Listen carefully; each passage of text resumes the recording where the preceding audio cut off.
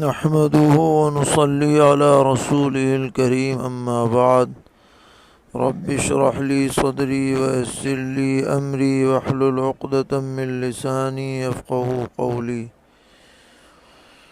دینی رہنمائی کی مجلس نمبر 305 میں سبھی سامعین کی خدمت میں السلام علیکم ورحمۃ اللہ وبرکاتہ عرض ہے۔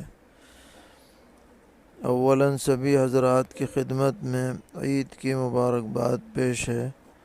اللہ تعالیٰ اس عید کو پوری امت اور انسانیت کے لیے خیر اور عافیت اور رحمت اور خوشیوں کا ذریعہ بنائے اور ہر طرح کے شرور سے ہم سب کی حفاظت فرمائے۔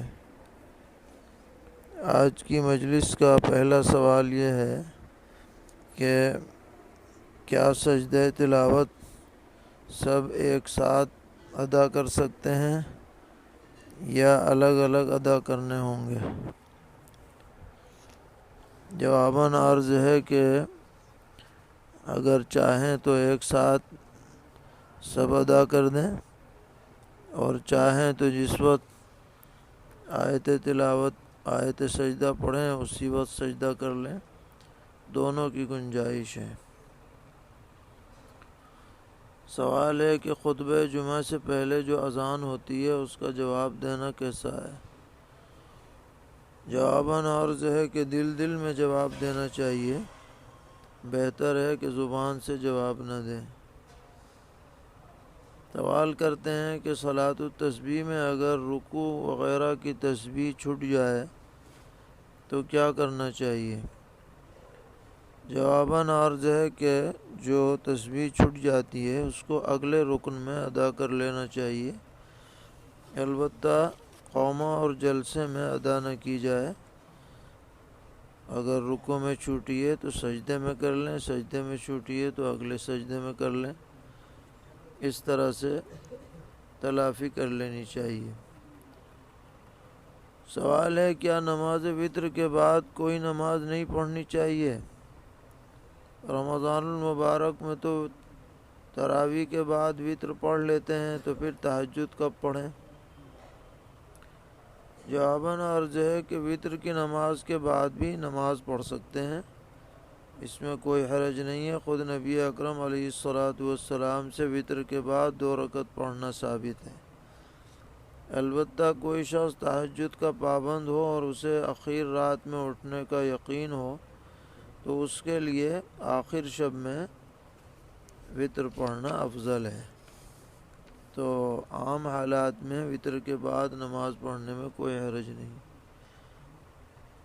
پوچھ رہے ہیں نماز میں سورہ زلزال سے تلاوت کرتے وقت ایک سورت چھوڑ کر دوسری سورت پڑھ سکتے ہیں یا نہیں؟ یا مثلاً سورہ اخلاص پہلی رکعت میں پڑھی تو دوسری رکعت میں سورہ ناس پڑھ سکتے ہیں یا نہیں؟ جواباً عرض ہے کہ چھوٹی صورتوں میں جب 2 رکعت پڑھی جائیں تو ان 2 رکعتوں میں جو صورتیں پڑھی جا رہی ہیں ان میں فصل نہیں ہونا چاہیے۔ مثلاً القاریہ پڑھیں تو اگلی میں سورہ تکاثر پڑھیں، ایسا نہ ہو کہ تکاثر چھوڑ کر والعصر پڑھ دیں، ایسا کرنا مکروہ ہوگا۔ نماز تو ادا ہو جائے گی لیکن کراہت ہوگی۔ سوال ہے کہ تراویح کی جماعت کھڑی ہوئی، اگلی صف میں بائیں جانب کا حصہ بہت خالی تھا، لوگوں نے امام کے ساتھ دوسری صف میں ہی نیت باندھ لی، تو کیا اس خالی جگہ کو پر کرنے کے لیے نمازی کے آگے سے گزر سکتے ہیں؟ جواباً عرض ہے کہ جگہ کو پر کرنے کے لیے نمازیوں کے آگے سے گزرنے میں کوئی حرج نہیں ہے، اس میں کوئی گناہ نہیں ہوگا۔ سوال ہے کہ تراویح میں ختم قرآن کو محراب سنانا کیوں کہتے ہیں؟ جواباً عرض ہے کہ یہ دراصل اردو کا ایک محاورہ ہے، چونکہ امام محراب میں کھڑے ہو کر قرآن پاک سناتا ہے، اس لیے اسے محراب سنانے سے تعبیر کر دیتے ہیں۔ مراد ہے محراب میں کھڑے ہو کر نماز میں قرآن سنانا۔ سوال ہے قضاء عمری کب اور کیسے ادا کی جائے؟ جواباً عرض ہے کہ جو نمازیں ذمے میں باقی ہیں اور قضا ہو گئی ہیں ان کی ادائیگی کی فکر ہونی چاہیے، اور جو اوقات مکروہ ہیں یعنی طلوع آفتاب، زوال، غروب، ان کے علاوہ اوقات میں قضاء عمری پڑھ سکتے ہیں۔ اب اگر متعین طور پر معلوم ہے کہ فلاں فلاں نماز قضا ہوئی ہے تو اس کی نیت کی جائے متعین طور پر، اور اگر بہت نمازیں قضا ہیں اور تعیین دشوار ہے تو پھر ایسا کر سکتے ہیں کہ جس نماز کے لیے قضا کا ارادہ ہو تو یہ نیت کریں کہ میرے ذمے مثلاً ظہر کی جو آخری نماز ہے وہ ادا کر رہا ہوں، اس طرح سے وہ ادائیگی درست ہو جائے گی۔ کہتے ہیں پیٹ کی زیادہ تکلیف کی وجہ سے اگر کسی دن تراویح کی نماز چھوٹ جائے تو کیا حکم ہے؟ جواباً عرض ہے کہ جب چھوٹ گئی تو چھوٹ گئی، اب اس کی قضا نہیں ہے۔ سوال ہے نماز کے علاوہ سجدے میں دعا کر سکتے ہیں یا نہیں؟ جواباً عرض ہے سجدے میں الگ سے دعا ثابت نہیں ہے، البتہ نماز کے دوران سجدے میں معصور دعائیں پڑھ سکتے ہیں، جو قرآنی اور حدیث کی دعائیں ہیں وہ پڑھ سکتے ہیں۔ سوال جو لوگ 1.25 کلمہ کا ختم پڑھواتے ہیں تو اس میں کلمہ پورا پڑھنا چاہیے یا صرف لا الہ الا اللہ؟ جواباً عرض ہے کہ اصل تو لا الہ الا اللہ ہی ہے، باقی 10-20 کے بعد محمد الرسول اللہ بھی پڑھ لیا جائے تو بہتر ہے۔ سوال ہے کیا فجر کے بعد سونے سے رزق میں تنگی ہوتی ہے؟ تو کیا رمضان میں فجر کے بعد سونے کا بھی یہی حکم ہے؟ جواباً عرض ہے کہ عام دنوں میں فجر کے بعد سونا پسندیدہ نہیں ہے، اور اس بارے میں متعدد روایات موجود ہیں۔ یہ وقت ذکر اذکار کا، تلاوت کا ہے، اس وقت سونے کا معمول نہیں بنانا چاہیے، لیکن رمضان المبارک میں چونکہ رات میں جاگنا ہوتا ہے اس لیے اگر ضرورتاً فجر کے بعد کوئی سو جائے تو کوئی حرج نہیں۔ اور سب سے بڑی نحوست کی بات وہ ہوگی کہ آدمی صبح کے وقت اس طرح سوتا رہے کہ فجر کی نماز چھوٹ جائے تو یہ بڑی بے برکتی اور محرومی کی بات ہوتی ہے۔ سوال ہے کہ تربیہ میں جو دعا پڑھی جاتی ہے اگر وہ یاد نہ ہو تو کیا پڑھیں؟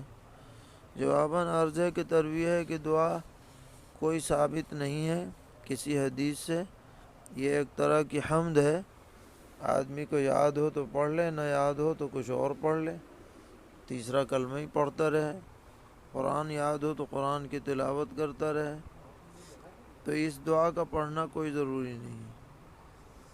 سوال ہے عشاء کی نماز ادا کرنے کے کچھ دیر کے بعد معلوم ہوا کہ نماز بے وضو ہوئی ہے، جبکہ مقتدی حضرات وتر اور سنتیں پڑھ چکے ہیں، لہذا وتر اور سنتوں کا اعادہ ہوگا یا نہیں؟ جواباً عرض ہے کہ اس صورت میں صرف عشاء کا اعادہ ہوگا اور ساتھ میں سنتیں بھی پڑھ لی جائیں تو بہتر ہے، وتر کے اعادے کی ضرورت نہیں ہے۔ سوال کرتے ہیں شب قدر پانے کے لیے کیا پوری رات جاگنا ضروری ہے یا معمول کے مطابق تراویح کے بعد سونے اور تہجد میں اٹھنے سے بھی شب قدر مل جائے گی؟ جواباً عرض ہے کہ شب قدر میں پوری رات جاگنا کوئی ضروری نہیں ہے، البتہ عبادت کا جس قدر بھی زیادہ سے زیادہ ہو سکے اہتمام ہونا چاہیے بشاشت کے ساتھ، ایسا نہ ہو کہ تبھی بوجھ کے ساتھ عبادت ہو، بلکہ خوش دلی کے ساتھ جتنی عبادت ہو سکے اتنی کی جائے، ضروری نہیں ہے کہ پوری رات ہی جاگا جائے۔ سوال ہے مسافر امام نے عشاء کی 4 رکعت پڑھا دی، 2-3 دن کے بعد یاد آیا تو کیا کرنا چاہیے؟ جواباً عرض ہے کہ اس صورت میں جن مقیم مقتدیوں نے اس امام کے پیچھے نماز پڑھی ہے وہ اپنی نمازیں لوٹا لیں، لیکن اگر مقتدیوں میں مسافر ہیں تو مسافروں کی نماز ادا ہو جائے گی۔ سوال ہے کہ امام کے ساتھ نماز پڑھنے میں کیا زیادہ اجر و ثواب ہے؟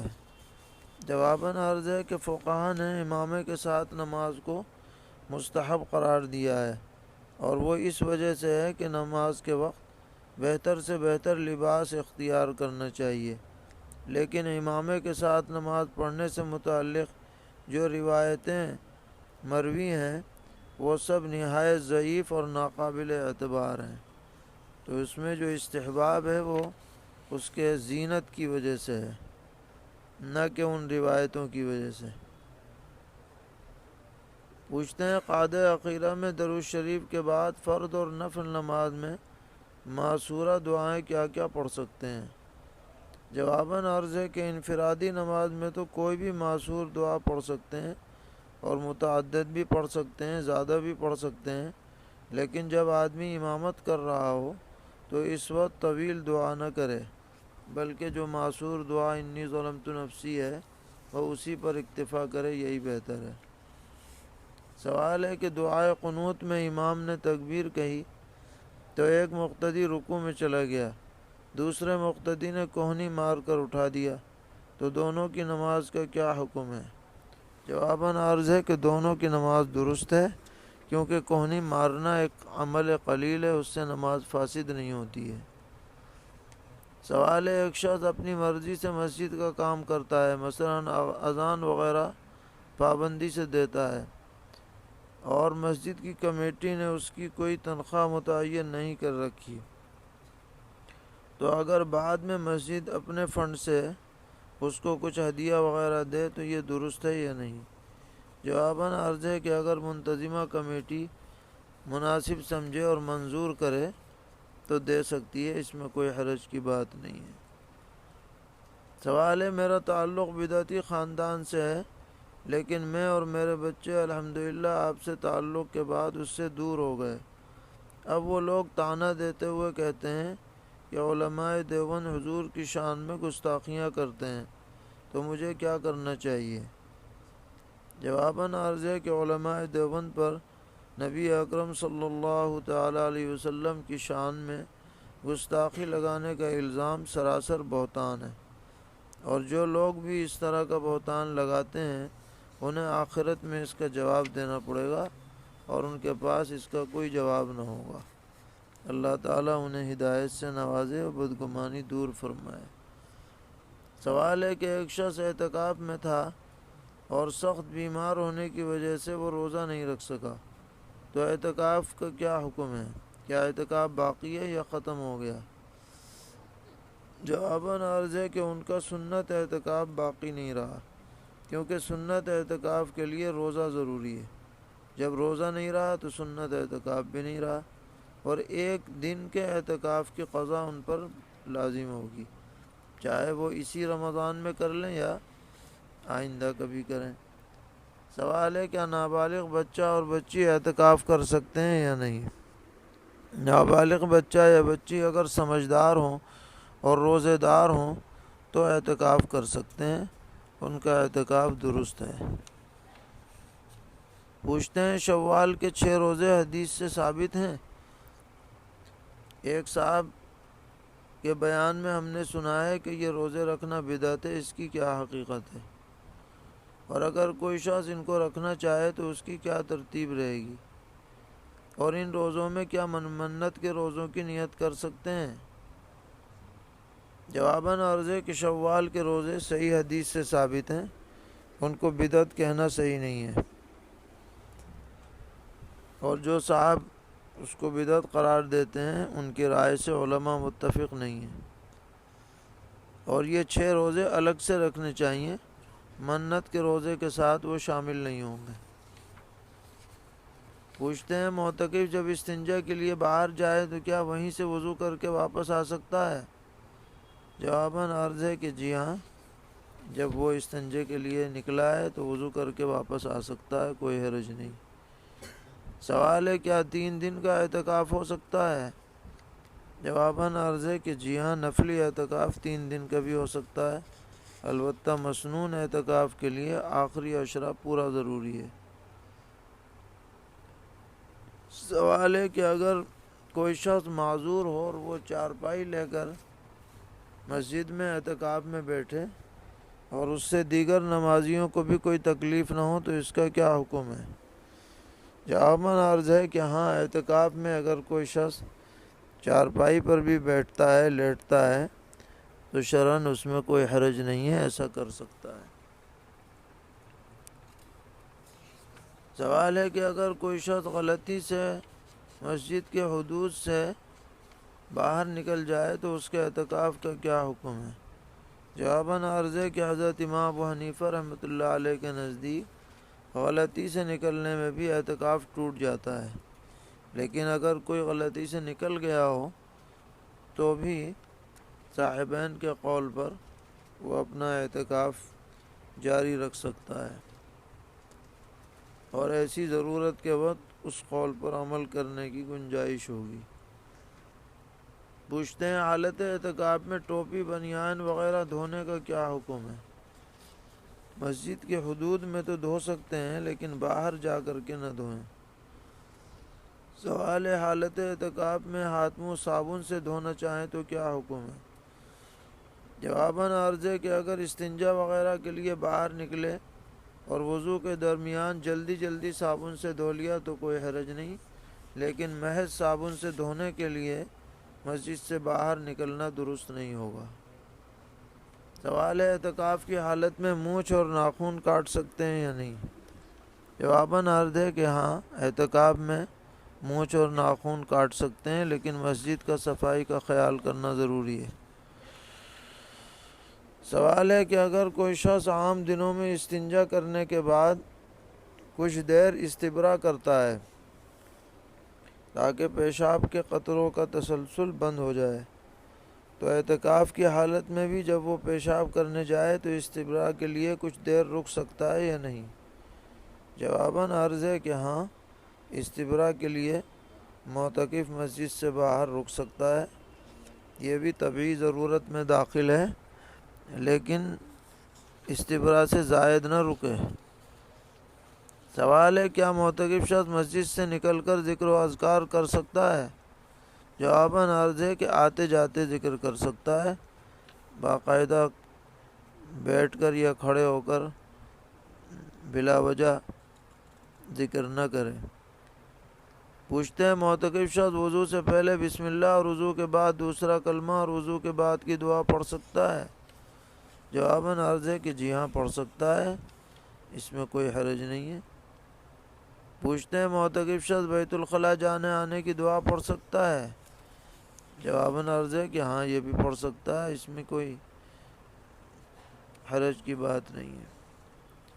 سوال ہے اگر دوران وضو روزہ یاد ہوتے ہوئے دھوکے سے پانی کا کوئی قطرہ حلق میں چلا جائے تو روزہ اور اعتکاف کا کیا حکم ہے؟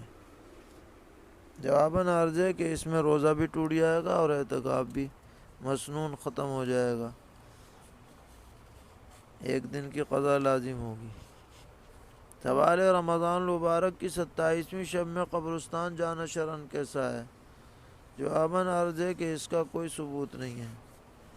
27ویں شب طاق راتوں میں سے ایک ہے، اس میں آدمی کو عبادت میں لگنا چاہیے، لیکن قبرستان جانے کا اس دن کوئی ثبوت نہیں ہے۔ سوال ہے کسی کے پاس مختلف کرنسیاں ہیں، ڈالر، یورو، ریال، تو نصاب کس حساب سے کس کرنسی میں لگائے گا؟ جواباً عرض ہے کہ سب کی قیمت جوڑ لے، جس جگہ رہتا ہے وہاں کی قیمت کے حساب سے 2.5% اسے زکوٰۃ دینی ہوگی۔ ایک شخص کے پاس 7.5 تولہ سونا اور 52.5 تولہ چاندی بھی ہو تو کیا دونوں کی زکوٰۃ الگ الگ دینی ہوگی یا ملا کر؟ جواباً عرض ہے کہ دونوں کی قیمت جوڑ کر کے یکجا زکوٰۃ دے دی جائے۔ سوال ہے صدقے کا مال غیر مسلموں کو دینا کیسا ہے؟ جواباً عرض ہے کہ فرض اور واجب صدقات تو غیر مسلموں کو نہیں دینے چاہیے، البتہ نفلی صدقات دینے میں حرج نہیں ہے۔ اگر کوئی شخص سونا چاندی کے نصاب کا مالک ہونے کے ساتھ مال تجارت کا بھی مالک ہو اور کیش بھی رکھا ہو تو اس پر زکوٰۃ کی کیا صورت ہوگی؟ جواباً عرض ہے کہ سب پر زکوٰۃ واجب ہوگی، سب کی قیمت لگا لی جائے، مجموعی قیمت پر 2.5% زکوٰۃ ادا کرے۔ سوال ہے کہ اگر کوئی صاحب نصاب شخص پیسے کے بجائے طلبہ کو زکوٰۃ کی رقم سے کتابیں خرید کر دے تو اس کی گنجائش ہے یا نہیں؟ جواباً عرض ہے کہ ہاں، زکوٰۃ کی رقم سے کتاب خرید کر بھی مستحق کو دی جا سکتی ہے۔ سوال کرتے ہیں کہ فلائٹ میں کبھی کبھی کان بند ہو جاتے ہیں تو کیا احرام کی حالت میں روئی رکھ سکتے ہیں کانوں میں کہ ہوا نہ لگے؟ جواباً عرض ہے کہ ہاں، احرام کی حالت میں کان میں روئی لگانے میں کوئی حرج نہیں ہے، اس سے احرام کی خلاف ورزی نہیں ہوتی۔ سوال ہے کہ فلائٹ میں پیشاب کا تقاضا بہت رہتا ہے، یا عمر زیادہ ہونے کی وجہ سے پیشاب خطا ہونے کا ڈر ہے، تو کیا حالت احرام میں ڈائپر پہن سکتے ہیں یا نہیں؟ جواباً عرض ہے کہ اگر ڈائپر انڈر ویئر کی طرح تیار شدہ ہے تو اس کا پہننا احرام کی حالت میں جائز نہیں ہے، لیکن اگر لنگوٹ کی طرح ہے جسے چپکایا جاتا ہے تو اس کے پہننے کی گنجائش ہوگی۔ سوال ہے کہ اگر احرام کی حالت میں پیر اور ہاتھوں میں دستانے اور موزے پہن لیں سردی لگنے کی وجہ سے، تو مردوں کے لیے اس کی اجازت ہوگی یا نہیں؟ جواباً عرض ہے کہ مرد کے لیے احرام کی حالت میں دستانے اور موزے پہننا درست نہیں ہے، اگر ایک دن یا ایک رات مسلسل پہنے رہا تو دم واجب ہو جائے گا۔ سوال ہے گھٹنوں اور گردن میں درد کم کرنے کے لیے جو پٹی آتی ہے اس کا احرام میں استعمال کرنا کیسا ہے؟ جواباً عرض ہے کہ جو پٹی بدن کی ہیئت پر سلی ہوئی ہو اس کا احرام میں لگانا درست نہیں ہے، اور اگر ایسی ہو جو باندھی جاتی ہو تو اس کی گنجائش ہوگی۔ ایک اہم سوال یہ ہے کہ آج کل حکومت کی طرف سے سڑکوں پر عید کی نماز پڑھنے کی سخت پابندی ہے۔ اب اگر کسی جگہ عیدگاہ پر ہو جائے اور لوگ نماز سے رہ جائیں تو کیا کرنا چاہیے؟ کیا اس عیدگاہ میں دوبارہ نماز ہو سکتی ہے؟ جواباً عرض ہے کہ ہاں، اگر کوئی اور متبادل جگہ نہ ہو تو ایسی سخت ضرورت میں دوبارہ عید کی نماز پڑھی جا سکتی ہے، نئے امام ہوں اور جن مقتدیوں نے پہلے پڑھ لی ہو ان کے علاوہ مقتدی ہوں تو اس کی گنجائش ہوگی۔ اللہ تعالی ہم سب کو دین و ایمان پر یقین عطا فرمائے، ہر طرح کے شرور سے محفوظ رکھیں۔ وصلی اللہ تعالی علی خیر خلقہ محمد وعلی آلہ واصحابہ وذریاتہ اجمعین۔